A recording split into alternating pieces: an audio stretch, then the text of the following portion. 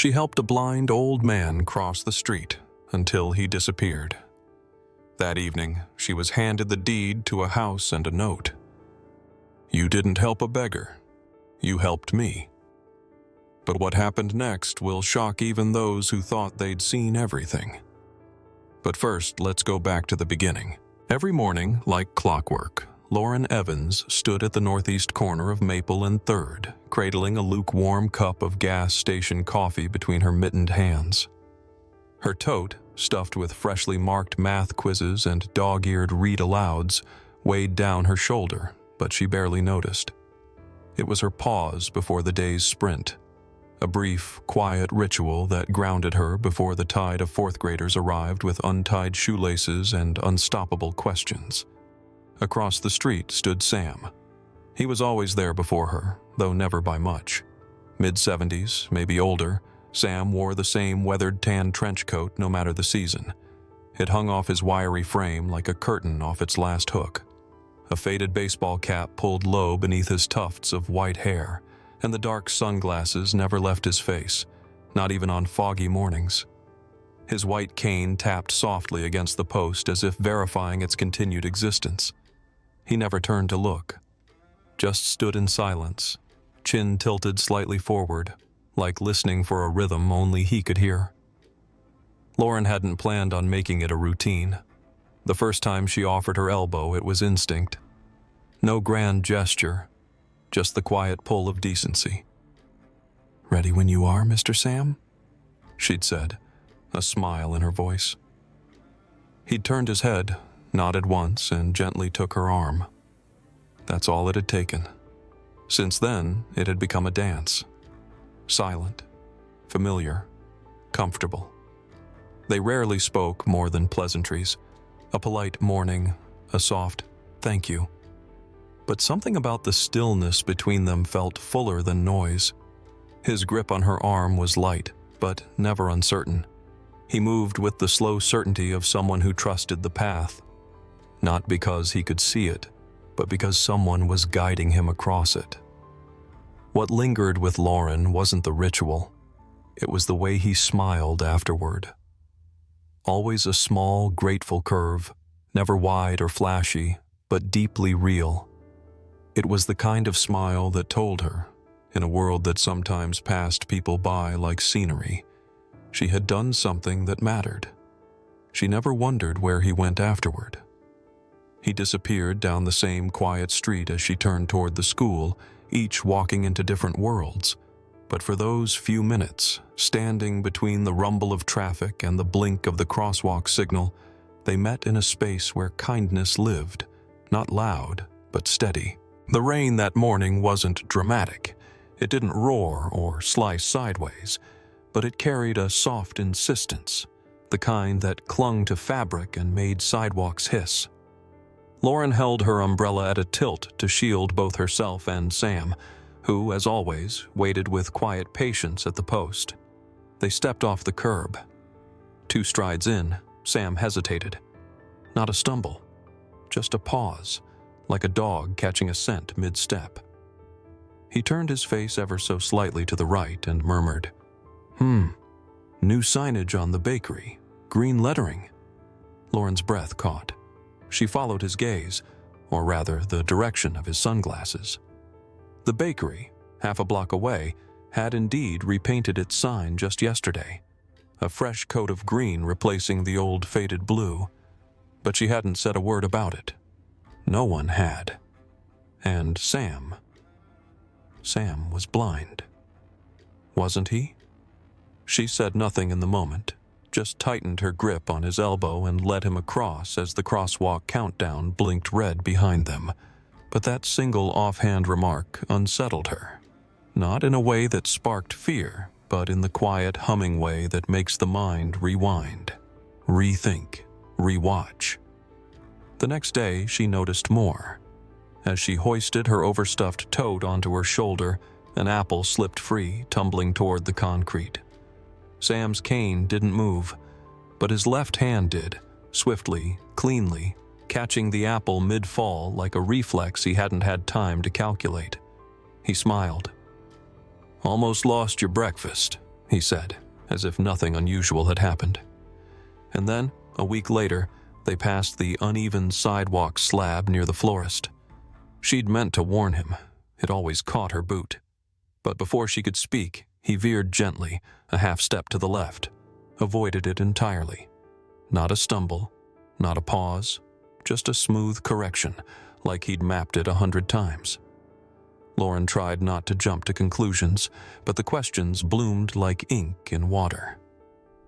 Blindness doesn't usually flinch from shadows. Blindness doesn't track movement with that kind of grace. Blindness doesn't comment on sign colors in the rain. And yet, Sam never claimed he was blind. She'd just assumed, because of the cane, the sunglasses, the silence.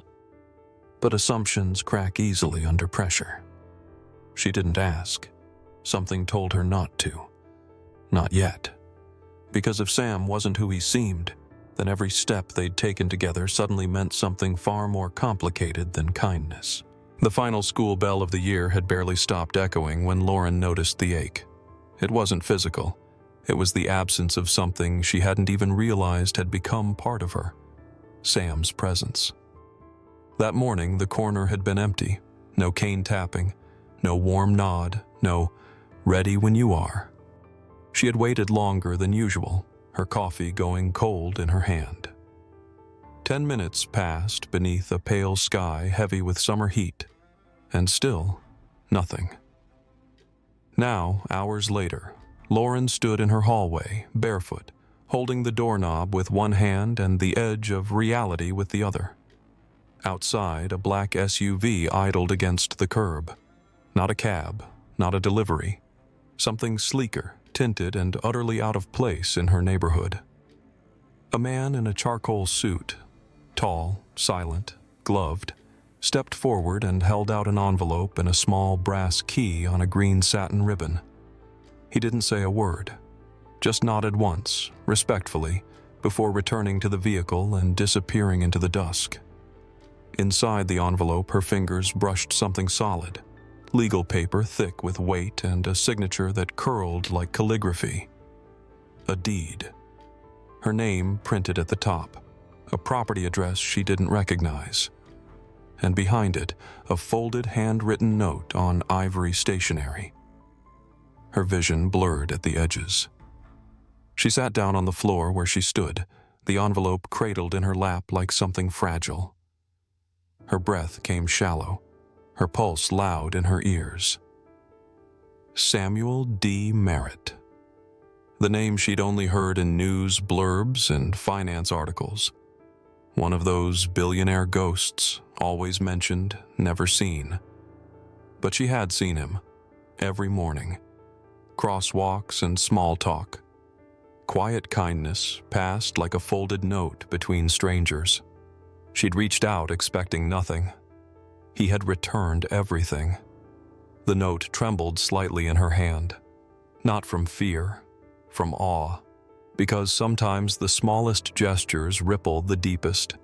And sometimes the most powerful people wear shadows like armor until someone teaches them they don't need to hide. The first time Lauren stepped inside, the scent hit her. Faint cedarwood, lemon polish, and something familiar she couldn't place. The house wasn't extravagant. It didn't shout with opulence or modern flair. It breathed.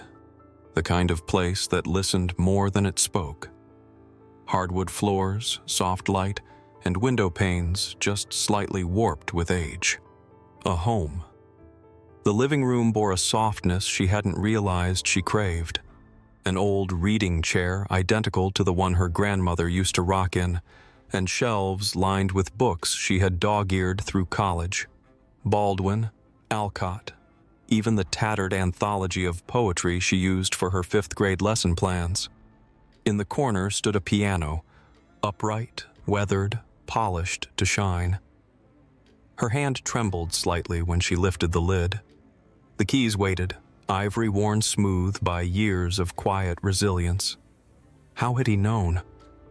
On the hallway wall, framed in simple walnut, hung a photograph. It took her a moment to recognize it. The playground behind her school, captured mid-recess, Children flying off swings, sneakers in motion, laughter somehow suspended in the frame. She had once mentioned loving that moment, the chaos of joy, the ordinary miracle of it. She hadn't thought anyone was listening. She stood in that hallway a long time, not crying, not overwhelmed, just still, full. Sam was gone. There was no forwarding address, no final encounter, just his absence and everything he'd left behind. Each morning afterward, Lauren walked the same route, past Maple and 3rd, coffee in hand. And though the corner was quiet, she never looked away. She'd glance toward the crosswalk and smile, a silent thank you stitched behind her lips. Because what began as a simple gesture had rewritten her understanding of value. She had extended a hand without expectation and received a life quietly tailored in return. And that, she realized, was the secret Sam had carried. Kindness doesn't boast. It doesn't calculate. It doesn't need to be seen. But when it's true, when it's given freely, it echoes. Sometimes through hearts, sometimes through houses, and sometimes, when you least expect it, through the very people you thought needed saving.